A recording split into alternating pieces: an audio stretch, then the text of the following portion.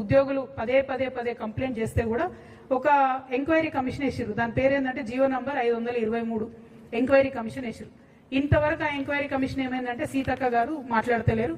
నిన్న కూడా సీతక్క గారు ఈ విద్యాసాగర్ రెడ్డి అనేటువంటి పక్కన కూర్చోబెట్టుకొని మేము మహిళలు కోటీశ్వర్లు చేస్తామంటే ఈయన మింగుతున్నాడు అమ్మ పైసలన్నీ, ఈయన ఇబ్బంది పెడుతున్నాడు. అట్లా కాదు, దయచేసి ఆ వ్యక్తిని మొదలు తొలగించండి. ఎందుకంటే ఈయన ఏం చేస్తున్నాడంటే ఆయన మొత్తం ప్యానల్ అందరినీ కూడా ఎగ్జిక్యూటివ్ డైరెక్టర్ ఈ డైరెక్టర్ అని చెప్పి లక్షలలో వాళ్ళకి జీతాలు ఇచ్చి ఎస్సీ ఎస్టీ బీసీ మహిళలందరినీ కూడా 737 మంది ఎంప్లాయీస్ ఉండే స్త్రీనిధిలో ఇప్పుడు 270 మంది మిగిలిరు. అందరినీ కూడా ఆయన తీసేసుకుంటూ వస్తున్నాడు. అన్ని రకాల రూల్స్ కూడా ఫ్లౌట్ అయిపోతా ఉన్నాయి. దీనికి ఖచ్చితంగా మీరు ఈ విద్యాసాగర్ రెడ్డి అనే వ్యక్తిని మీరు తొలగించాల్సిందే. ఆ స్త్రీ నిధిలో జరుగుతున్నటువంటి అక్రమాలను ఖచ్చితంగా బయట పెట్టాల్సిందే. 523 జీవో ఎంక్వైరీ ఏమైందో కూడా సీతక్క గారు చెప్పాల్సిందే. మీరు చెప్పకపోతే మరి ఎర్రబల్లి గారికి ఎట్లయితే అండర్స్టాండింగ్ ఉండేనో మీకు కూడా ఉంటుందని అనుకోవాల్సి వస్తుంది. సీతక్క మంచిది నాకు తెలుసు, అట్లా చేయదు. కాబట్టి తొందరగా విద్యాసాగర్ రెడ్డిని తొలగిస్తారని చెప్పి నేను మనస్ఫూర్తిగా నమ్ముతా ఉన్నాను. ఇక చివరి విషయానికి వస్తే ఈ ప్రభుత్వం ఈ బడ్జెట్ మొత్తంలో కూడా ఎక్కడ విజన్ చూపించలేదు, 6 గ్యారెంటీల విషయం చూపించలేదు. బయట నుండి తెచ్చినటువంటి అప్పులేమో కుటుంబానికి 9 లక్షల రూపాయల అప్పు మన మీద మోపుతా ఉంది. కానీ సింగరేణికి ఇవ్వాల్సినటువంటి 50,000 కోట్లు అప్పు కడతలేరు, జెన్కోకి ఇవ్వాల్సిన అప్పు కడతలేరు, ట్రాన్స్కోకి ఇవ్వాల్సిన అప్పు కడతలేరు. వీటన్నిటి దగ్గర 50,000 కోట్లు అంటే 1,50,000 కోట్లు ప్రభుత్వమే ఈ సంస్థలకు ఇవ్వాలి. ఆ అప్పు తక్షణమే చెల్లించాలి. సింగరేణి సంస్థ దానంతది రన్ అవ్వాలి. ట్రాన్స్కో జెన్కో హెల్తీగా ఉండాలని చెప్పి నేను డిమాండ్ చేస్తా ఉన్నాను. ఇక మూసీకి అందరూ వ్యతిరేకించే మూసీకి ప్రపంచ బ్యాంకు నుంచి అప్పు తెచ్చుకునే మూసీకి 1,500 కోట్లు పెట్టుకున్నారు. యంగ్ ఇండియా స్కూల్స్ ఎక్కడైతే కమిషన్లు వస్తాయో ఆ స్కూళ్ళకు 5,000 కోట్లు పెట్టిండ్రు. నేను ఒకటే ప్రశ్న ఇస్తా ఉన్నా సూటిగా ఈ ప్రభుత్వాన్ని, రాహుల్ గాంధీ గారిని ప్రత్యేకంగా, మీరు ఏదైతే అశోక్ నగర్కి వచ్చి ఉద్యోగాలు ఇస్తామని చెప్పారు కదా, కనీసం ఆ ఉద్యోగాల విషయం మాట్లాడకుండా, డిఎస్సీ ఎస్సీ టీచర్స్ని రిక్రూట్ చేయకుండా, ఎస్సీలలో ఉన్న బ్యాక్లాగ్ పోస్టులు నింపకుండా, జాబ్ క్యాలెండర్ ఇవ్వకుండా, మీరు వేస్తామని చెప్పినటువంటి అవుట్ సోర్సింగ్ కార్పొరేషన్ ఉద్యోగుల కోసం కార్పొరేషన్ వేయకుండా ఈ స్కూల్ కట్టుకుంటే స్కూళ్ళలో పాఠాలు ఎవరు చెప్పాలి? మరి ఇప్పుడు ఉన్న టీచర్లు అయితే సరిపోరు, ఎక్కువ టీచర్లు కావాలి, డిఎస్సీ వేయాల్సిందే. మరి ఎందుకు వేస్తలేరు? దేనికోసం ఆపుతున్నారు? ఈ డబ్బులన్నీ బిల్డింగ్లు కట్టుకుంటూ పోతే మీరు హ్యూమన్ రిసోర్సెస్ మీద ఇన్వెస్ట్ చేయరా అని చెప్పి ఈ ప్రభుత్వాన్ని నేను అడుగుతున్నా. మరి జాబ్ క్యాలెండర్ కోసం నిరుద్యోగులంతా ఉద్యమిస్తున్నారు. వాళ్ళు 26వ తారీఖు నాడు అసెంబ్లీ ముట్టడి చేస్తామని మాకు చెప్పిండ్రు. ఆ అసెంబ్లీ ముట్టడికి కూడా తెలంగాణ జాగృతి నుండి సంపూర్ణంగా మద్దతు ఇస్తా ఉన్నాం. నిరుద్యోగులను మోసం చేసినటువంటి ఈ ఫేక్ కాంగ్రెస్ ప్రభుత్వాన్ని అడిగి వీళ్ళను రాహుల్ గాంధీ ఒక దగ్గర ఫేక్తారు, రేవంత్ రెడ్డి గారు ఒక దగ్గర, బట్టి గారు ఒక దగ్గర. వీళ్ళు ఎట్లా అంటే ఫేకర్ ఫేకెస్ట్ అన్నట్టు వీళ్ళ పరిస్థితి. అంటే ఒకరిని మించోగలు చెప్పేటట్టు. కాబట్టి ఓవరాల్ గా రాహుల్ ఫేకు గారికి నేను రిక్వెస్ట్ చేసేది ఏంటంటే తెలంగాణ నెక్స్ట్ టైం వస్తే దయచేసి జాబ్ క్యాలెండర్ ఇవ్వండి, ఉద్యోగాలు ఇవ్వండి. మీరు పెట్టినటువంటి బడ్జెట్ లో ప్రజలకు సంబంధించి ఏ బడ్జెట్ కూడా లేదు, ఏ గ్యారంటీ మీద కూడా లేదు. కాబట్టి ప్రజాక్షేత్రంలో తప్పకుండా ప్రజలు మిమ్మల్ని ప్రశ్నించాలని జాగృతి తరఫున డిమాండ్ చేస్తూ సెలవు తీసుకుంటున్నాను. Thank you. జై తెలంగాణ, జై జాగృతి.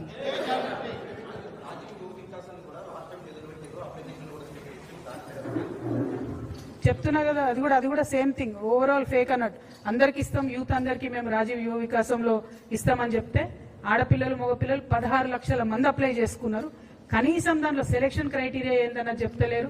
బ్యాంక్ లింకేజ్ తోని లోన్ ఇస్తారా చెప్తలేరు, డైరెక్ట్ ఇస్తారా చెప్తలేరు, గ్రాంట్ ఇస్తారా లోనా చెప్తలేరు, పర్సెంటేజ్ చెప్తలేరు, వడ్డీ లేని రుణం ఇస్తామని మొదలన్నారు. మరి రుణమా గ్రాంటా ఏది కూడా చెప్తలేరు. కంప్లీట్లీ ప్రకటన చేయడం మానేయడం. నిన్నగాక మొన్న ఈ రాష్ట్ర ముఖ్యమంత్రి అంటే ఆయన ఒక దగ్గర అన్నారు, ముఖ్యమంత్రి గారు నేను మాట్లాడితే అదే జీవో అన్నారు. మరి ఆయన అక్కడ మాట్లాడింది ఏమని, నేను స్కూటీ ఇస్తా ఎలక్ట్రిక్ స్కూటీ అన్నాడు. రూపాయి వేటలే బట్టి గారు ఈ బడ్జెట్లో. అంటే ఏందన్నట్టు, ముఖ్యమంత్రి గారు ఎస్ అంటే బట్టి గారు నో అన్నట్టు ఉంది పరిస్థితి. మొదల ప్రజలేమైపోవాలి? డెఫినెట్ గా ఇది fake budget, Congress fake budget, Rahul Gandhi గారు ఫేక్ బడ్జెట్. దీన్ని మేము తీవ్రంగా నిరసిస్తా ఉన్నాం. Thank you.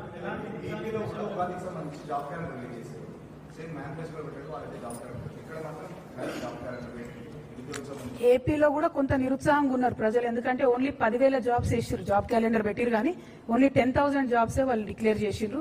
ఇక్కడేమో సంవత్సరానికి 2 లక్షల జాబ్స్ అన్నారు. ఇంతవరకు నిన్న అసెంబ్లీలో ముఖ్యమంత్రి గారు చెప్పిన దాని ప్రకారమే 68,000 జాబ్స్ ఇచ్చినాం మేమన్నారు. అంటే వీళ్ళు కొత్తగా ఇచ్చింది 11,000 మంది. అంతకుముందున బీఆర్ఎస్ గవర్నమెంట్ ఇచ్చిన జాబ్స్ కే వీళ్ళు పట్టాలు ఇచ్చిరు తప్పితే, కాపీలు ఇచ్చిరు తప్పితే వేరే స్పెషల్ జాబ్స్ వేయలేదు. సో అందుకే నేను ఇన్నిసార్లు ఫేకు అనేది రాహుల్ గాంధీ గారిని. వారు రావాలి, నెక్స్ట్ టైం ఎప్పుడు రాష్ట్రంలోకి వచ్చినా కూడా ఖచ్చితంగా ప్రశ్నిస్తాం వారిని. Thank you.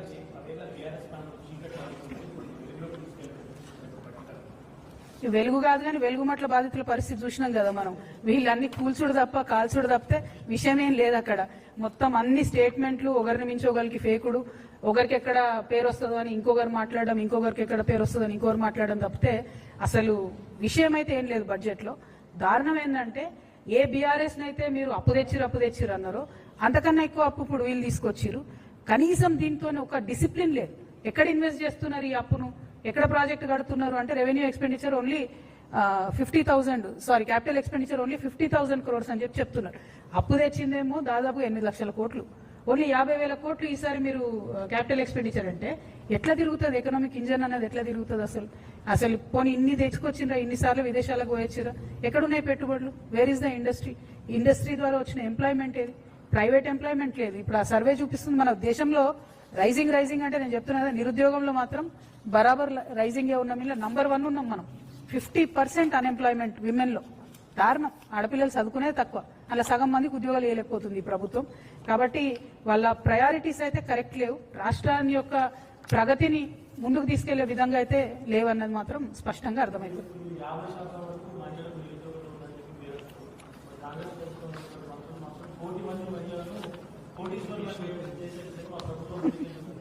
నేను చెప్పిన 1 కోటి మంది మహిళలను కోటీశ్వరులు చేసేదేమో కానీ ఆ విద్యాసాగర్ రెడ్డి అనేట ఆయన మొత్తం గొల్లగొడుతున్నాడు. అందులో ఉన్న పైసలు సెర్పులో కానీ స్త్రీనిధిలో ఉన్నది కానీ ముందు అతన్ని తొలగించాలి, ఎంక్వైరీ చేయాలి. 1, 2 మహిళలకు ఏదైతే మీరు సెల్ఫ్ హెల్ప్ గ్రూప్స్ ద్వారా కూడా వడ్డీ లేని రుణాలు ఓన్లీ 5 lakhsకే ఇస్తున్నారు, వాళ్ళు ఎక్కువ ఇస్తున్నారు.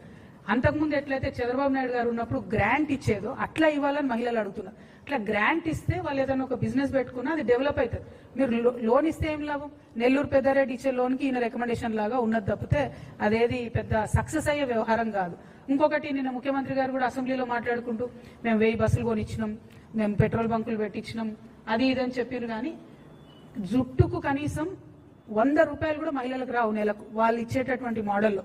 నువ్వు 100 రూపాయలు నెలకు అదనంగా వస్తే ఎప్పుడు కోటీశ్వరులు కావాలి? ఎన్ని వందలు కుడితే కోటి అవుతుంది అంటే ఎన్ని నెలలు ఆగాలి మహిళలు? సో కంప్లీట్లీ ఇది ఫేక్ ప్రచారం తప్పితే ఇందులో ఏం లేదు. ఫేక్, డీప్ ఫేక్, అతి ఫేకర్, ఫేకెస్ట్. మీరు చూసుకోండి, రాహుల్ గాంధీ గారు ఒకటి ఫేక్తారు, రేవంత్ రెడ్డి గారు ఒకటి ఫేక్తారు, భట్టి గారు ఇంకోటి ఫేక్తారు. ఏమీ లేదు. చాలా దారుణంగా ఉంది ఈ బడ్జెట్. అంటే నేను క్రిటిసైజ్ చేయాలని చేస్తలేను. నిన్న నేను మేము ఏదైతే జాగృతి నుండి ఎక్సర్సైజ్ చేసి పెట్టినటువంటి బడ్జెట్ ఉందో దాన్ని దీనికి కంపేర్ చేసి చూస్తే అసలు కంపారిజనే లేదు. మీరు ప్రజలు ఖర్చు పెట్టే చోట ఇన్వెస్ట్ చేస్తే వాళ్ళు ఖర్చు పెడితే ఆ డబ్బులు మార్కెట్లోకి వస్తాయి. అట్లాంటి ప్రొవిజనే లేదు ఇక్కడ.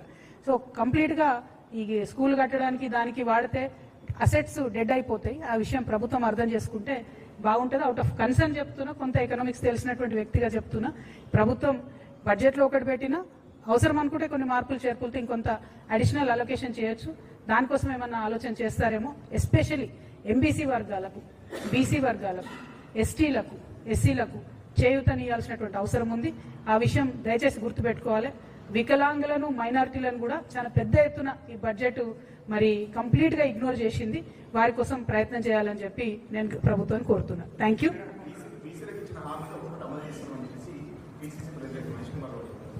అది ఇంకొక 1 more ఫేక్ యాడ్.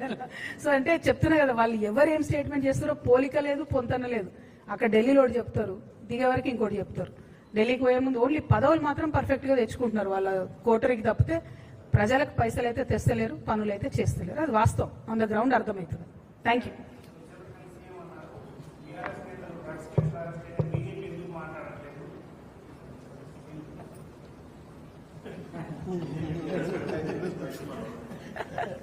వాళ్ళిద్దరు పంచాయతీల మధ్యలో నేనెందుకే.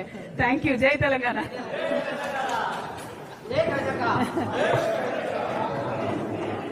రాహుల్